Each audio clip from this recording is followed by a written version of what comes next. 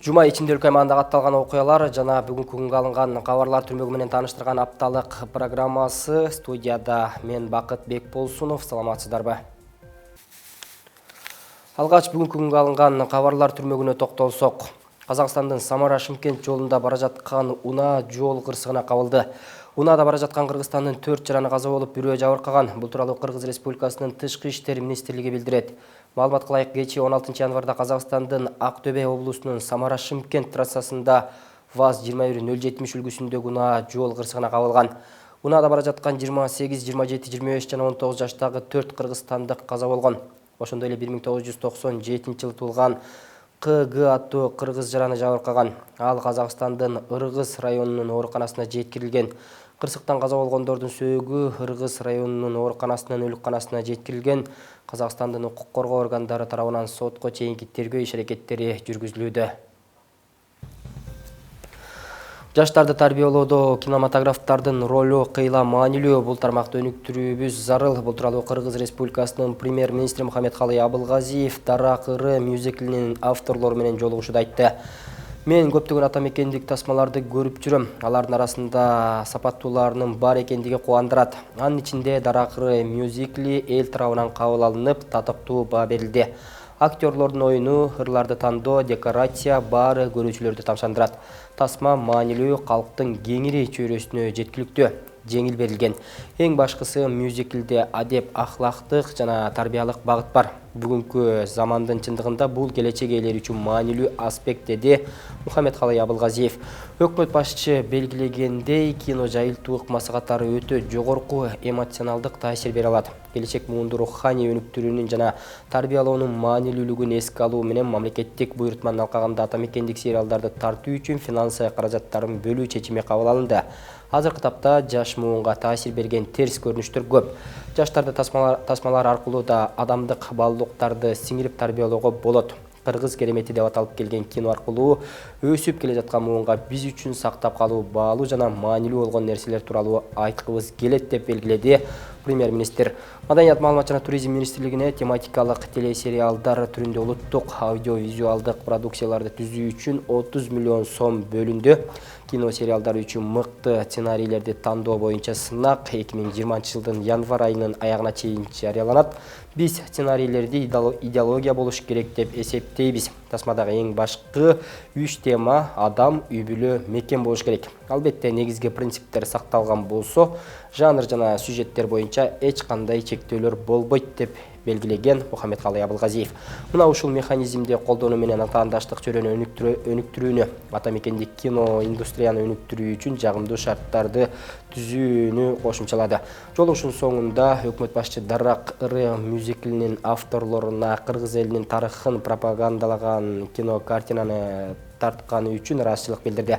Дарак ыры мюзиклинин режиссеру жана сценаристи Айбек Дайырбеков Кыргыз Республикасынын премьер-министринин атынан энчилүү саат менен сыйланса, ал эми фильмдин продюсери Толкун Дайырбековага алкыш жарыяланды. Коопсуз шаар долбоорунун алкагында 2020 жылдын башынан тарта Чүй облусунун жол кыймылынын коопсуздугун камсыздоо башкы башкармалыгынын стационардык постторунда инспекторлор планшеттерди колдоно башташты. Ведомстводон билдиришкендей, анын жардамы менен жасалма номерлерди унаанын уурдалгандыгын же издөөдө экенин, ошондой эле айып пулду төлөбөй жүргөндөрдү аныктоого болот. Мисалы, айдоочунун 5 же андан көп төлөнбөгөн айып пулу болсо, планшет аркылуу ал айып тууралуу билдирүү алганы же албаганын билүүгө болот. Эгер ал билдирүү колуна тийгенден кийин дагы айыптуу убактысын өткөрүп төлөбөй жүргөн болсо, автоунаа айып коюучу жайга токтотулат, деп айтылат маалыматта. Ведомстводон кошумчалашкандай, планшеттер жакында эле колдонула баштагандыктан инспекторлор айдоочуларга айып пулду убагында төлөө боюнча түшүндүрүү иштерин жүргүзүп кетирип жатышат. Мындан тышкары башкармалыктан ушул тапта ишеним кат менен айдап жүргөн 840 автоунаанын биринчи ээлери арыз менен кайрылганын айтышты. Учурда инспекторлор ошол унаалардын азыркы ээлерин издөөдө. Азыркы убакта жол кыймылынын коопсуздугун камсыздоо башкармалыгынын кызматкерлери тарабынан бул багытта активдүү иштер жүргүзүлүүдө. ЭАЭПтин Бажы аймагына мыйзамсыз ташылып келе жаткан 5100 килограмм жумушчу колгап, мамлекеттик бажы кызматынын кызматкерлери тарабынан кармалды. Бул тууралуу ведомствонун басма сөз кызматынан кабарлашты. Маалыматка ылайык, ЭАЭПтин Бажы аймагына товарларды жана транспорт каражаттарын мыйзамсыз ташып кирүү фактыларын табуу жана аларга бөгөт коюу боюнча жүргүзүлгөн ыкчам иш-чаранын жыйынтыгында Нарын бажысынын кызматкерлери тарабынан Торгарт өткөрмө пунктунда Кытай Эл Республикасынан келген жүк ташуучу автоунааны текшерген учурда бажылык декларациядан өткөрүлбөгөн 170 кап, жалпы салмагы 5100 килограмм болгон 102 000 даана жумушчу колгап табылган. Бул факты кылмыштардын жана жоруктардын бирдиктүү реестрине катталып, материалдар тергөөгө караштыруу боюнча өткөрүлүп берилди. Чүй облустук ички иштер башкы башкармалыгынын башчысы Самат Курманкуловдун саламаттыгы жакшырууда. Бул тууралуу саламаттыкты сактоо министрлигинен билдиришти. Ал өз алдынча тамак ичүүдө толук кандуу калыбына келиш үчүн дарылануу болжол менен 2020 жылдын март айынын аягына чейин улантылат деп билдиришти министрликтен. Министрликтен белгилешкендей, Курманкуловдун дарылануусу үчүн Кыргыз Республикасынын өкмөтүнүн резервдик фондунан 1 462 691 сом жана өкмөттүн буйругу менен кошумча саламаттыкты сактоо министрлиги аркылуу 4 798 520 сом бөлүнгөн. Белгилей кетсек, Курманкулов 2019 жылдын 7 август күнү кой ташта болгон окуя маалында башынан жаракат алган. 4-чү дүйнөлүк көчмөндөр оюндары Түркиянын Бурса аймагынын Изник шаарында өтөөрү белгилүү болду. Бул тууралуу кабар агенттигинде өткөн маалымат жыйынында Маданият, маалымат жана туризм министри Азамат Жаманкулов билдирди. Анын айтымында бүгүнкү күндө оюндардын өткөрүү күнү белгилене элек. Азырынча Түркия тарап 4-чү дүйнөлүк көчмөндөр оюндарынын күнү жана өткөрүү форматын айта элек. Ал эми Кыргызстандын маданий программасы жана спортчулар оюндарга барууга даяр дейт министр. Жаманкулов белгилегендей, Бурса аймагы Кыргызстан үчүн өзгөчө маанидеги жер. Белгилей кетсек, кыргыз жоокерлери Никея, Изник Византиясын ээлик кылуу үчүн Орхи Гази Султанга жардам берген. Ал жерге кыргыз жоокерлерине арнап эстелик тургузулган. Эске салсак, 2018 жылдын сентябрь айында Кыргызстанга расмий визит менен Түркиянын президенти Режеп Тайип Эрдоган келгенде 4-чү дүйнөлүк көчмөндөр оюндары 2020 жылы Түркияда өтөөрү белгилүү болгон. Эртең 18 январда Бишкекте футбол боюнча Кыргызстандын курамасынын оюнчулары жана машыктыруучу Александр Кристинин менен фан жолугушуу уюштурулат. Бул тууралуу футбол федерациясынан кабарлашты. Маалыматка ылайык, Азия Мол соода борборунда улуттук кураманын оюнчуларын сыйлоо аземи өтөт. Кечки саат 17:15 соода борборунун 3-чү кабатында футболчулар күйөрмандардын суроолоруна жооп берет. Программабызды улантабыз. Эми Ош облусу боюнча кандай жаңылыктар бар? Аймактык кесиптешим Гүлжан Ажыматованын жума ичинде даярдаган чакан баяндарына кезек берсек. Ош облусунда 2019 жылы 32 социалдык курулуш ишке берилди. Жылына Ош облусунда капиталдык курулушка 600 миллион сомдой бөлүнөт. Негизги планга 130га жакын курулуш кирген. Мектептердин курулушу көбүн эсе кооптуу абалдагы. Табигый ресурстардан улам жараксыз деген кортунду чыгарылгандан кийин, тиешелүү жыйынтыктардан кийин жаңыдан курулган. Адистер кооптуу мектептердин курулушун көзөмөлгө алып, талаптарды коюшууда. Өзгөн шаарындагы 525 орундуу Алишер Навай атындагы орто мектебинин курулушу 2 жыл мурун башталган. 35 жыл мурун аталган мектептин имаратын оңдоп түзөө зарылдыгы бар экендиги айтылат. Мектеп директорунун билдирүүсүндө эскилиги жеткен мектептин мурунку имараты жер титирөө кырсыгынан улам кооптуу абалга келген. Зданиясы жок эле, аякта буякта арендада көчүп жүрүп окуйт элек. Энди көп жылдардан бери жаңы мектеп курулат, бирок вакытка каршы аркыл немелерге жөн болуп курулбай калды. Вакыт сааты 17 жылга туура келген экен. Анын үстүгө бир корпусумуз жер титирөөдөн кийин абайын абалда болуп калгандык өтө кыйынчылык болуп, окуучуларыбызды 3 негизги мындай карап турган бул жерде 4 сменада окушту баштап калдык. Мурунку имараты кооптуу абалдагы Алишер Навай мектептин курулушу менен таанышкан атайын топ анын сапатына көңүл буруу тапшырмасын берди. Балдар үчүн курулган курулушта бир топ талаптар эске алынышы керектиги айтылды. Побелканы карап көрсөңөр. Потолоктукун кээ бирде неме турат. Потолокту колго жугат. Республикалык бюджеттин эсебинен каржыланган курулушка 73 миллион сомдон ашуун акча каражаты сарпталды. Курулуштун сапатына өзгөчө көңүл бурулуп, талап каттуу коюла тургандыгын Турак жай жарандык курулуш департаментинин директорунун орун басары Улукбек Матисаков билдирди. Бүгүндө ар бир деталына карап, ар бир деталын карап, партасы кандай болот, жылытуу системасы кандай болот, окуп аткан процессте эгер бала 45 мүнөт отура турган болсо кандай болот, ошолордун баардыгын практика жүзүндө карап туруп, көрүп туруп, ошо сапатына карап жатабыз. Себеби дегенде эң негизинен мектепте биринчи карала турган негизги маселе бул экологиялык жагы. Ушу балдарга бүт ыңгайлуу болсун деген ой менен азыр бүгүнкү күндө типтүү проектилер дагы иштеп чыкты. Ошол баардык регионуна карабай, кайсыл жерге курулбай, кыргыз мамлекетинин ичинде курулуп жаткан курулуштардын, мектептердин, айрыкча мектептин жана бала бакчалыктын сапатын карап жатабыз. Жогорку кеңештин депутаты Надырбек Каримов социалдык курулуштардын жүрүүсү менен бала бакча, оорукана жана мектеп жетишсиздиги көйгөйүн чечүүгө боло тургандыгын айтат. Эл менен болгон жолугушууларда бала бакча, мектеп жана оорукана маселелери алдыңкы орунга чыгууда. Ооруканалар боюнча эми биздин районубузда шаардык центрде райондук оорукана больницабыз бар. Ал жерде бүгүн терапия бөлүмү эски финский зданияда турат. Ал жер боюнча биз капитал салымдарга киргизишке кат берилген. Бүгүнкү күндө өкмөттө каралып атат бул маселе. Мектептин курулушу быйылкы жылы толук бүткөрүлүп пайдаланууга берилет. Быйылкы жылы өлкө боюнча мектептердин курулушуна 3 миллиарддын тегерегинде акча каражаты бөлүндү. Республиканын аймагы боюнча 2200дөн ашуун мектеп бар. Гүлжан Ажыматова, Бектур Калыбек уулу, Ош облусу.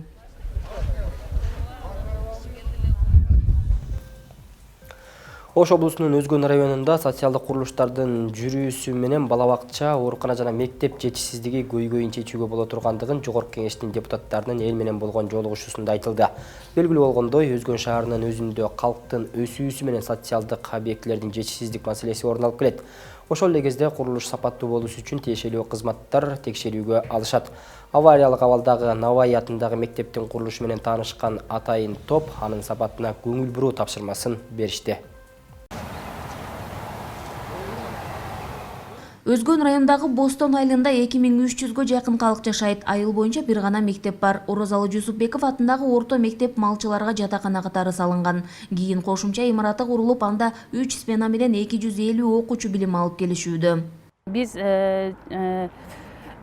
үйлөрдө окуп жүргөнбүз. Мектебибиздин экинчи имараты кулап түшүп, катуу жанында мектептин имаратынын экинчи имараттын дубалы бир жак капталы кулап түшкөндөн кийин такыр мектепке киргенге мүмкүн эмес деген корутунда чыгып, биз айылда үйлөрдө окуганбыз. Мына жерде клубтун зданиясында окуганбыз да. Анан көчүп жүрүш аябай кыйын болду.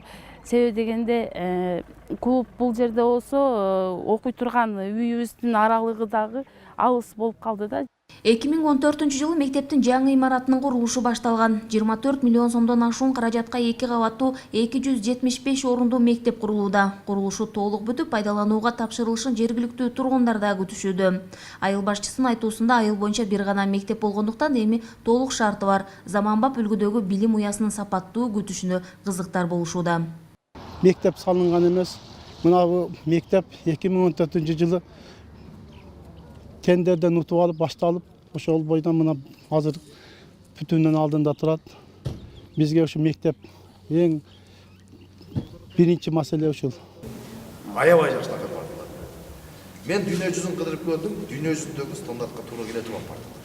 Ушул тапта курулуштун дээрлик 90% бүткөрүлдү. Курулуштун сапатына өзгөчө көңүл бурулуп, талап каттуу коюла тургандыгын Турак жай жарандык курулуш департаментинин директорунун орун басары Улукбек Матисаков билдирди. Көзөмөлгө алынган курулуштарда куруучу компаниялар үчүн жылдан жылга жаңы ыкмалар колдонулду. Мисалы, тендер тууралуу айтылганда мындан 2 жыл мурун куруучу компанияларга сапаттуулукту алдыңкы орунга коюу үчүн бөлүнгөн каражаттан сумманы кескин азайткан учурда айырма сумманы кепилдик катары коюу ыкмасы ишке ашууда.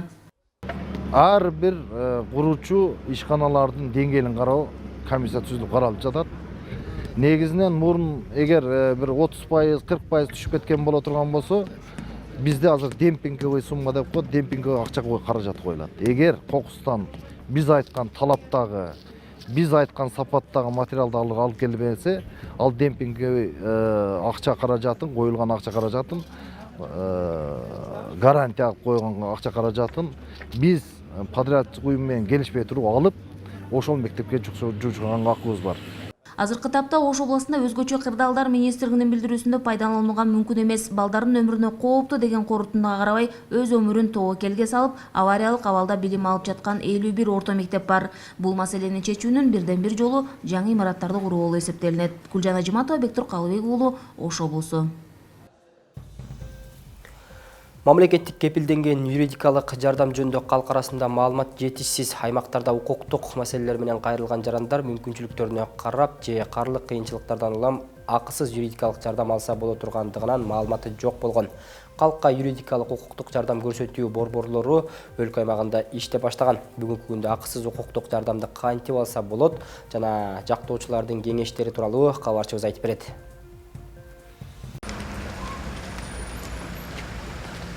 Максатбек Жорокулов жактоочулук кесипти аркалап укуктук жактан жарандарга жардам берип келет. Бир күндө бир процесске катышсаң эле аны жеңиш менен аяктоого аракет кылыш керек деп эсептебеген жактоочу кесипкөйлүктү алдыңкы орунга коет. 7 жылдык эмгек тажрыйбасына таянып жактоочу мамлекет кепилдеген юридикалык жардам көрсөтүү борбору менен иштешүүнү демилгелеген. Өздөрү келет, ушундай муктажмын, эч кандай мүмкүнчүлүгүм жок дейт. Андай биз жакшына түшүндүрүп ушундай сиздин өзүңүздүн мүмкүнчүлүгүңүз адвокат алганга жок болсо дагы конституцияда сизге ошол квалификациялык юридикалык жардам алууга сиздин укугуңуз бар жана буну мамлекет кепилдеген юридикалык жардам көрсөтүү алкагында сизге адвокат менен камсыз кылып берет. Адвокат ошол мамлекеттен акча алат, сизден акча албайт деп ошондой түшүндүрүү иштерин жүргүзүп жатабыз. Жактоочу социалдык түйүндөрдүн активдүү колдонуучусу катары жактоочуну кантип издөөгө боло турган видеолордун шилтемелерин, керектүү маалыматтарды бөлүшүп турат. Элдин ыңгайы үчүн атайын киргизгенмин, жакшы просмотрда, жакшы миңден ашык адамдар көрдү, өздөрүнүн оюн айтты, рахмат деп атышат. Ошол эми буну жайылтып атабыз. Калкка акысыз укуктук жардам көрсөтүү боюнча 25 борбор иш алып барууда. Юстиция министрлигинин мамлекет кепилдеген юридикалык жардамды координациялоо борборлору 4 жылдан бери иштөөдө. Ош облусу жана Ош шаары боюнча 2977 жаран борборго кайрылган. Жактоочулардын жыйынтыктуу иштерди алып баргандыгына күбө болгондор алардын ишине баа бере алышат. Андыктан да жактоочулардын жарандар менен сапаттуу иш алып баруусу үчүн мүмкүнчүлүктөр түзүлүп жаткандыгын белгилөөгө болот. Квалификациялык юридикалык жардам алууга адвокат ишке киришкенден баштап туруп 2019 жылдын 1-январынан баштап туруп дагы бир токтом кабыл алынган 2018 жылы декабрь айында. Бул адвокаттын иш акысын төлөө тарифтери жөнүндө. Мурда 2019 жылга чейин адвокаттын иш акысы жазык иштер боюнча бир топ төмөн болгон болсо, бүгүнкү күндө адвокат 2 эсе 3 эсе көп алат. Бул эч кимге сыр эмес. Эмне себептен мындай кылып чыгарылды? Себеби адвокат жаран менен барып иштегенде, жарандын укугун талашканда ал билет, мамлекет кепилдик берип атат. Сиз жарандын укугун талашсаңыз, укугун камсыз кылсаңыз, мыйзамдуулукту буздурбай жакшы иштесеңиз, өкмөт сизге акча төлөйт. Мамлекет республикалык бюджеттен акча төлөнүп жатат. Адвокатка стимул бар.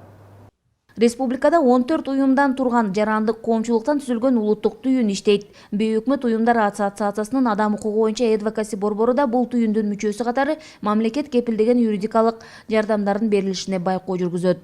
Ошол коомчулуктагы активисттердин катышуусу менен ошол берилип аткан мамлекет тарабынан кепилдик юридикалык жардамдын мындай деңгээлин көтөрүш болуп атат да. Эмнеге дегенде мамлекеттен ошол конституцияда биздин конституция жазылып кеткен, бул мамлекет тарабынан бул кепилденген да. Ошол жарандарына юридикалык жактан ошол мамлекет тарабынан берилишин. Анан кимдер ала алат деген суроо болот жарандарыбызда. Бул жалгыз бой энелер алат, жанагы мүмкүнчүлүктөрү чектелген инвалид деп коебуз, ошол жарандар алат. Анан социалдык жактан жанагы орусча айтканда уязвимые лица деп коет, ошол жарандарыбыз ошо мамлекет тарабынан кепилдик жардамга ээ болгонго акысы бар. Өлкө боюнча мамлекет кепилдеген юридикалык жардамдарды жарандарга көрсөтүү үчүн 300-дүн тегерегиндеги жактоочулар иштөөдө. Ал эми Ош облусу жана Ош шаары боюнча 57 жактоочу укуктук жактан жарандарга жардам берүүнү улантууда. Гүлжан Ажиматова, Бектур Калыбек уулу, Ош облусу. Ош облусунун Алай районундагы Курманжандатка тарыхый этнографиялык музейинин чатыры капиталдык ремонттон өткөрүлдү. Курулушка кеткен 2 миллион сомго жакын акча каражаты Маданият, маалымат жана туризм министрлиги тарабынан бөлүнгөн. Мындан сырткары сырттан келген гранттардын эсебинен музейдин ичиндеги экспонаттар да толукталган. Алай ханышасы аталган Курманжандаткага жана анын урпактарына тиешелүү тарыхый буюмдар сакталган музей тууралуу алдыдагы материалда сөз болот. Курманжандатка тарыхый этнографиялык музейинин чатыры акыркы 4 жылдан бери капиталдык оңдоп түзүүгө муктаж болуп келген. 2015 жылдагы зилзаланын кесепетинен кеткен жаракалардан тамчы өтүп, ичиндеги экспонаттардын сакталышына кедергисин тийгизчү.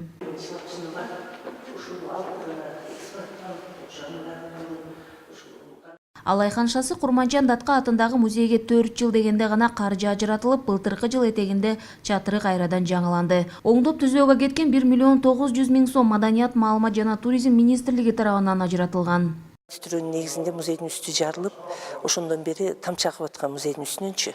Анан ушул быйыл жогорку кеңештин депутаттары, спикер өзү, Тастанбек Ратысбекович жана ошондой эле Маданият министрлиги тарабынан кишилер келип бүт баардыгы көрүп, анан кийин ушул смета жазылып, 3 миллион 400 смета жазылды эле, анын порталга берип, тендердин негизинде 1 миллион 900 сомго кайрадан чатыры алмаштырылып, жана ошондой эле чатырдын ичи дагы толугу менен оңдолуп чыкты. Мындан сырткары сырттан келген гранттардын эсебинен музейдин ичиндеги экспонаттар да толукталды. 80ге жакын тарыхый буюмдардын дээрлик жарымы Курманжандаткага жана анын урпактарына тиешелүү баалуу экспонаттардын катарына кирет. Энебиздин мурун кийими коюлган эмес экен. Ушуну дагы 2018ден бери 2019 жылдан бери изилдеп жүрүп, ушул кийимин жаңылап, ушул энебиздин койдук. Мына өзү эличектин артындагы бул матабыз ушул Курманжандатка энебиздин өзүнүкү экен. Бул ушул тытылып кетиптир. Азыркы күндө кол тийсе эле уже чирип тытылып атат да, ушуну реставрация кылып кайрадан ушуну коюп атабыз. Бир гана ушул чүпүрөк ошо өзүнө тандырды. Мындагы ушул өзүнүн урпактарынан Бишкектен алдырып келдик. Бишкекте жашайт экен, мурун Чоң Алайда иштеген экен, ал эже өзүнүн урпактары. Ошентсе да экспонаттардын санын көбөйтүү маселеси толук чечиле элек. Анткени ал үчүн райондук администрация же Маданият министрлигинен акча каражаты бөлүнбөйт. Музей жетекчилиги сырттан гранттарды жана музейге туристтерди көбүрөөк тартуу зарылдыгы бар экендигин айтат.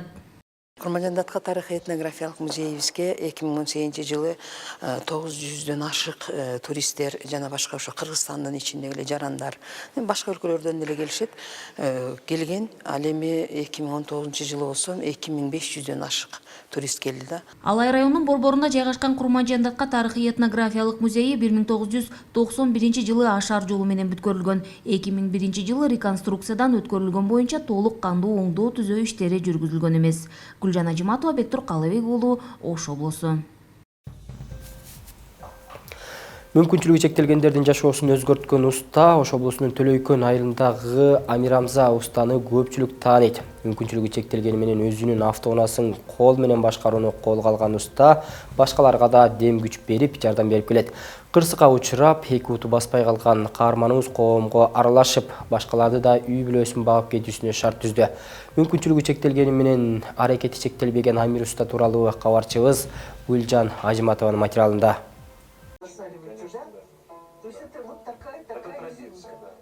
Мындан 30 жыл мурун Амирамзан Матанов кырсыкка учурап, эки буту жабыркаган. Дарыгерлер ага мындан кийин баспай каласың деген оор дарт аныктамасын билдиришкен. Мүмкүнчүлүгү чектелгени менен аракети чектелбеген каарманыбыз үчүн акыркы чек эмес эле. Эми баарын башка нукка буруп, өзгөрүүлөргө, ыңгайлуулуктарга карай аракет жасоо зарыл болгон. Алгач үйдүн ичиндеги ыңгайлуулуктарды орнотуу ишин Амирамзан Матанов өзү колго алды.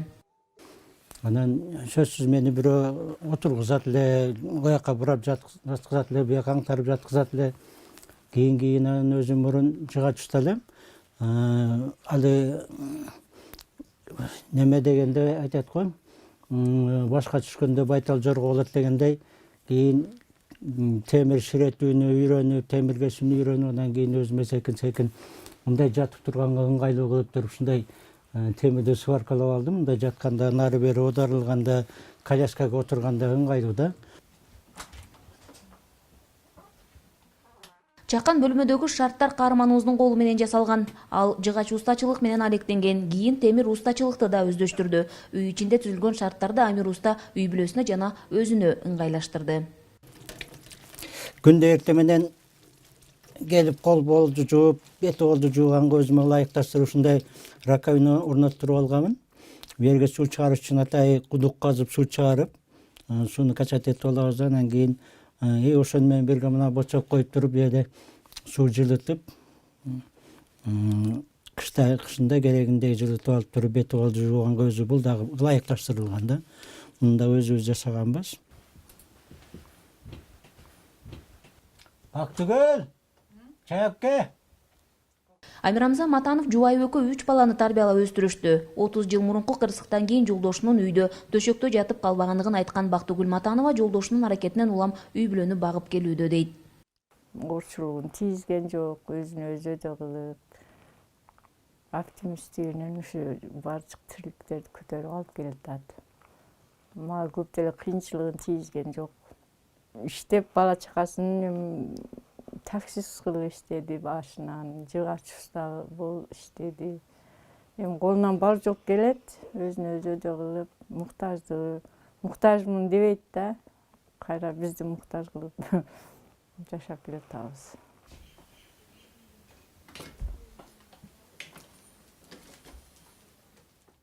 Амирамзан Матановдун жумуш орду. Ушул чакан жайда отуруп алып, ал өзүнө керектүү болгон шаймандар менен иштейт. Жумуш орду да өзүнө ыңгайлашкан.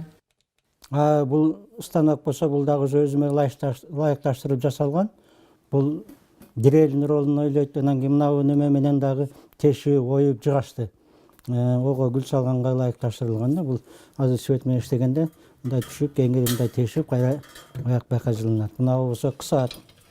Муну менен болсо мында дагы немеси бар. Кысылган десе наракка беракка иштеткенгечи жылдырылат. Эки бутун баспай калган үчүн жашоо токтобойт. Биз дагы үй бүлөбүздү багып кетишибиз керек деген уста алгачкылардан болуп, Ош жергесинде автоунааларга газ менен тормозду кол аркылуу башкарууну ойлоп тапты. Бул эми мына ручной тормоз, бул прямо эле тормозго барып уланган. Фиксатор бар. Ошол жерде тормоз басылгандан кийин кармап турат. Эми биз тебе албайбыз да, ошон үчүн фиксатор сөзсүз керек болот. Ону дагы ошо ойлонуштуруп неме кылганмын. Анан бул газ, газдын тягасы эки колдо тең, кайсыл айдап атканда кайсынысы ыңгайлуу болсо, ошонусу менен кеңири башкарылып кете берет. Каарманыбыздын эки буту баспаганы менен өзүнүн автоунаасын зымылдатып башкарат. Унаасын кол менен башкарып, таксист болуп иштеп баштады. Автоунааны башкарып эле тим болбостон өзү сыяктуу мүмкүнчүлүгү чектелгендерге да үйрөттү. Буту баспай калгандар мүмкүнчүлүгү чектелгендердин элге аралашып кетүүсүнө шарт түзүп берди. Мен биринчи ошол үйдө уже төшөктө кроватта жала албай жатып калгандан кийин, элге аралаша албай калганын билгенден кийин, эгер мен бутум менен басып элге аралаша албасам, демек техника менен аралашам деп туруп үйдөгү эски запорожду ушундай ручнойго эми анда ыңгайсыз болгон. Биринчи жолго чыккандачы. Ошону ручнойго өткөзүп алып туруп анан ушун жолго чыкканмын да. Кийин барып, анан устачылык өзүмдүн өнөрүм бар эле. Жанкындай темир ширетип, темир кесип, ошону ыңгайлаштырып, нары бери кылып туруп, оңго солго узун кыска кылып атып туруп, анан кийинки машинаны айдаганга ыңгайлаштырып алдым. Өзүм баса албасам, демек техниканын жардамы менен коомго аралашам деген уста автоунааны 10дон ашуун түрүн 30га жакын мүмкүнчүлүгү чектелген адамдарга да жасады. Ассаламу алейкум. Алейкум ассалам.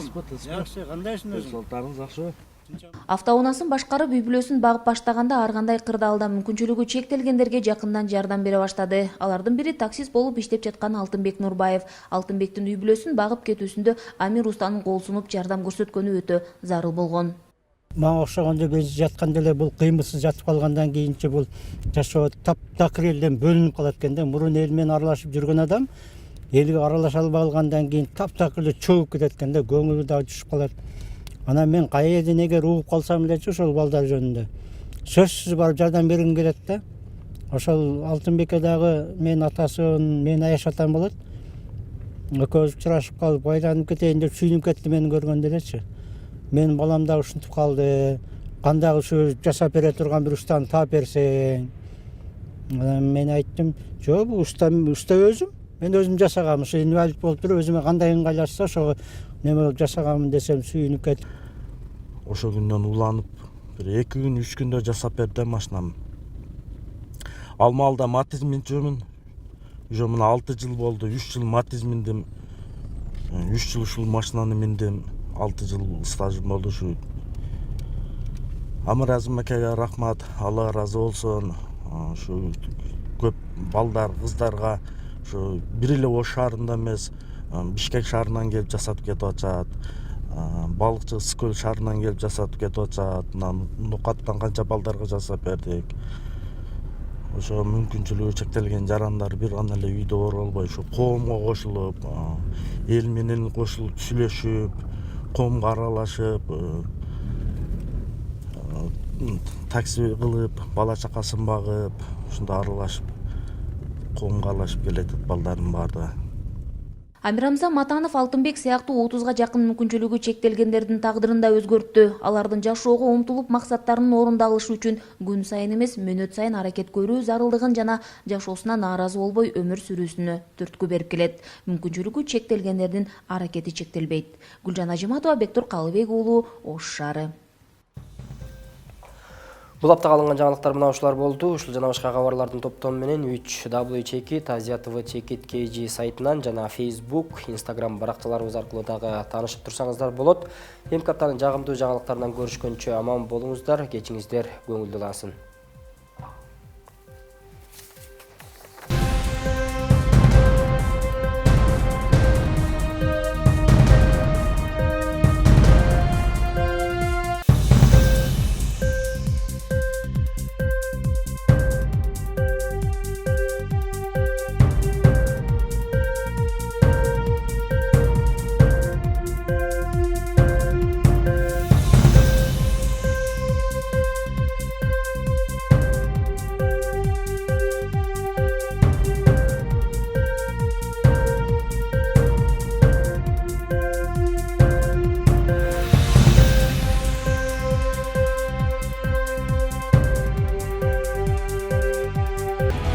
Бакай-банк. Твое будущее в твоих руках. 20 лет вместе.